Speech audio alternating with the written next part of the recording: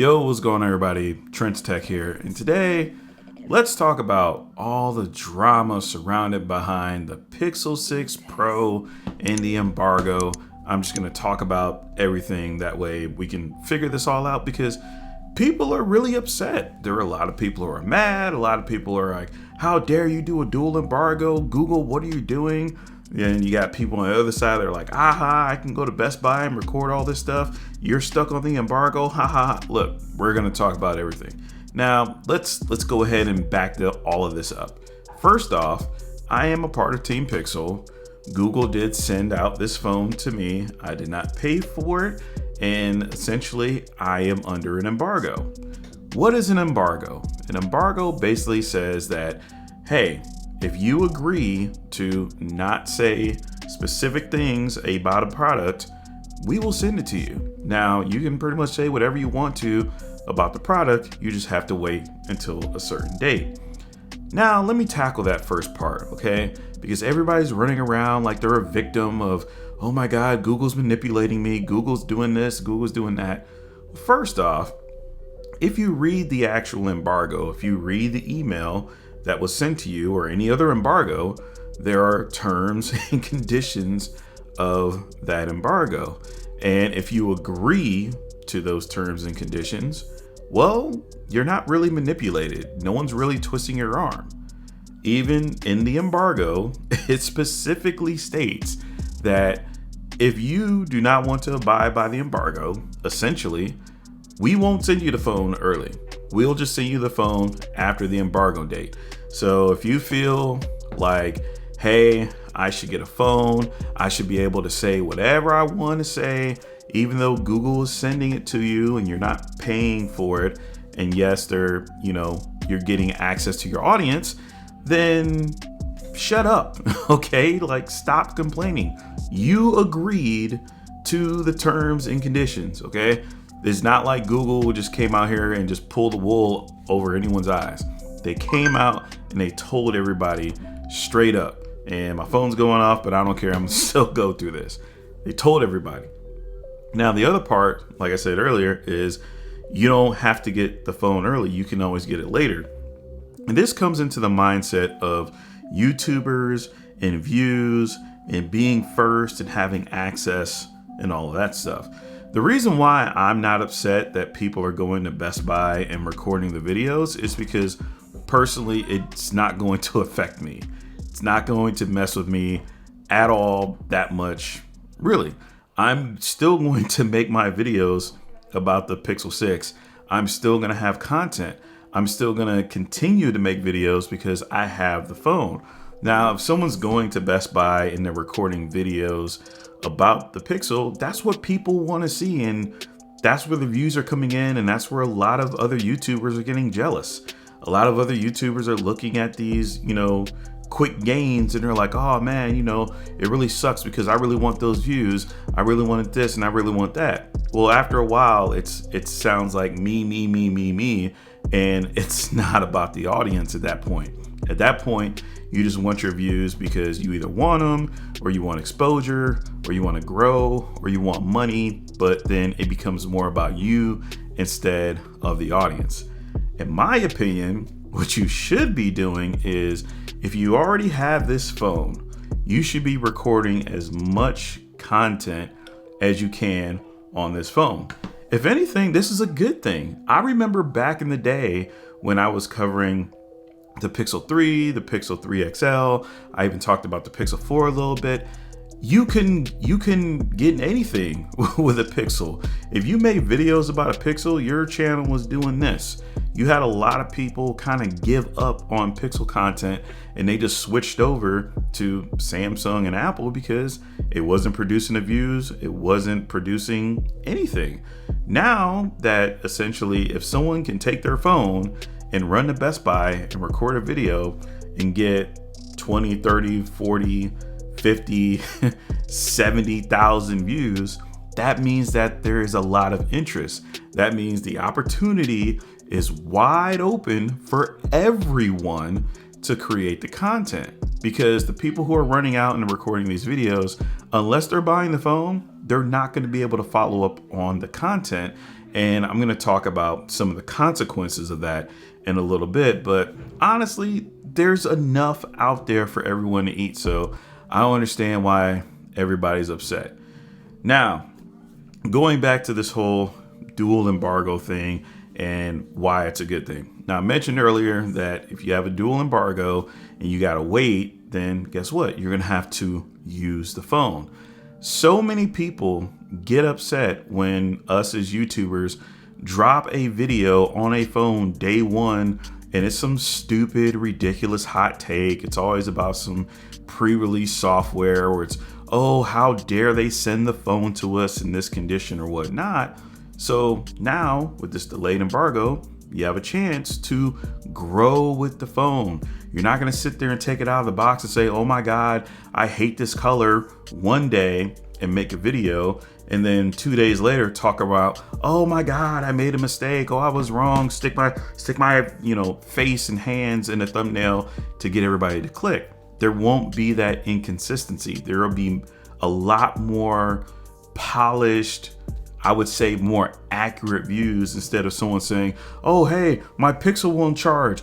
Pixel, what did you do? Just to come to find out later it was user error or something stupid, right? So that's the good thing about a dual embargoes.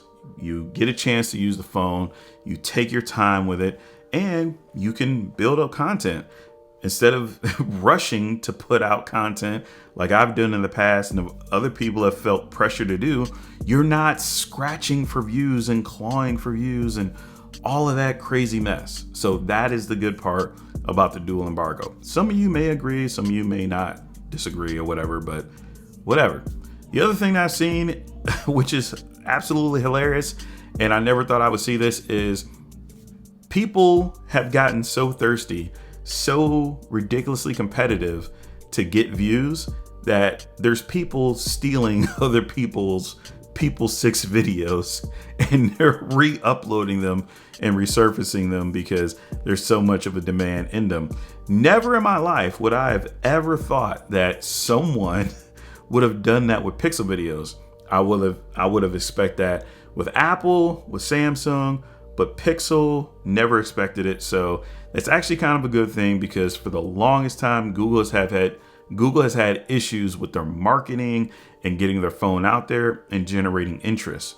But now it's generating interest. So if you're a Pixel fan or if you're somebody that was looking for another competitor, you got another competitor. Now, where am I going with all of this? Oh, yeah. The reason why I'm going with all this is because one, I can't really talk about the phone. I want to talk about the phone. I want to go deep dive inside the phone, but to be honest, I don't want to ruin a relationship with a brand that essentially sent me this phone and I didn't have to pay any money for it. Otherwise, if I ruined this relationship, I would have had to go out and buy this with my own money. And to be honest, that's just part of the game that you have to play. Okay. If someone told you, hey, go out and spend $900 on this phone, and guess what? You can say whatever you want and you can drop the video whenever you want and you can upload content whenever you want. You can, right? You can use your own money. And if that suits you, if that fits your belief system or ideology, great. But there's a lot of you out there that I guarantee if someone walked up to you and said, hey, here's an iPhone 13 that you get to have before anyone else. You just can't talk about it for a week. I guarantee you 99% of you will say yes. There's probably a 1% people that will say no, which is fine. But most people are going to say yes if they don't have to put up the money. Because essentially, if you don't have to put the money, then you can talk about the phone, you can make your videos, you can get your views, you can get your money, and the ROI on all of that is so much greater. So that's the other part of the conversation. But this whole drama thing about what a YouTuber should do, what they shouldn't do, oh my God, is this ethically correct and all this other stuff? Well, for the most part, there are no rules when it comes to making content. And I have to thank Ben from Lover of Tech for bringing this up because he constantly preaches this, and that's true. There are no rules, okay? And essentially the only rule that is usually involved is whatever you agree to in your embargo agreement, in your non-disclosure agreement or whatnot. If you decided you wanted to become a YouTuber and you went to Best Buy and all you did was record videos of phones, if people are going to watch it and that's successful content, then it's going to be successful content. We don't decide that. You, the viewer, you guys decide that. So I really don't have a problem with people who are going to Best Buy and doing it. Now, it's kind of funny that there's some people going to Best Buy and they're recording content and they're laughing at the other creators who have to wait. But at the same time, you know, you live and die by what you do. So if you become somebody that's going to constantly go into Best Buy and record stuff, then you're at the whim of Best Buy. Best Buy might take the phones off the shelves. Best Buy might say you can't record in here, but you still have that, you know, initial gain. The other thing that you have to worry about is YouTube. If you go and start recording videos for YouTube and you blow up, guess what? You better keep that same energy. Otherwise, YouTube will drop your channel like a rock. The other thing that I kind of look at, and look at this is just advice. If you're someone that builds your channel on having early access all the time, your audience that comes to you, they're going to want to see that early access. If you don't constantly have that early access, guess what? They're going to leave. They're going to dip out. They're going to say, peace, I'm out of here.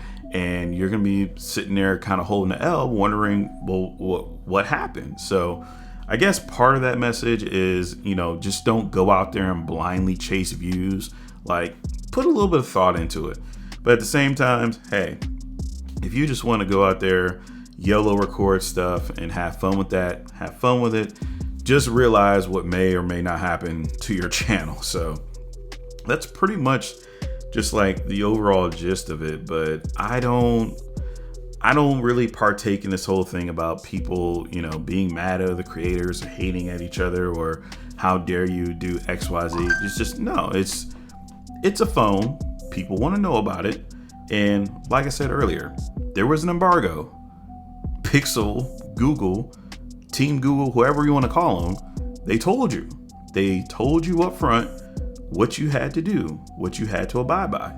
Now, if you're someone that you abided by the embargo and you're upset, I'm sorry, that's a personal problem. You agreed to it. If you're someone that decided to get the phone early and you broke the embargo, that's between you and Google. Oh well, you know, live how you live, get how you get. Or if you're somebody that says, hey, I want to wait because I really want to try the phone, good on you. But could we just please move on past the whole creator blaming, creator shaming, and all that stuff? Because like I said early in the video, at the end of the day, it doesn't matter about me. It matters about you, the audience. Like, we are here to help you guys figure out if you want to pick one up. So definitely going to make some content on this and talk more about it. This video has been longer than I expected and I've gone in different directions, but I would rather just have a straightforward conversation with you and have more of a real talk instead of, ooh, look, the phone's spinning around and there's all these different cameras. Like, no, it's just straight up talk between me and you, like me and the audience or me and another creator, whatever. But I kind of feel like I just needed to, you know, put this out just to get it out there and just to get it off my mind. That way we can take this whole pixel embargo crap and just throw it to the wayside. So if you've made it to this point in the video, thank you. And please subscribe to my channel. I am trying to grow the channel. I'm trying to get to 7,000 subs. You know, my original goal was 10,000, but right now, if I get to 7,000 subs, I'll be happy and I'll probably shut up about it. So yeah, subscribe to the channel, follow me on Twitter @TrentsTech, and I will see you guys in the next video. All right, y'all, take it easy. Peace.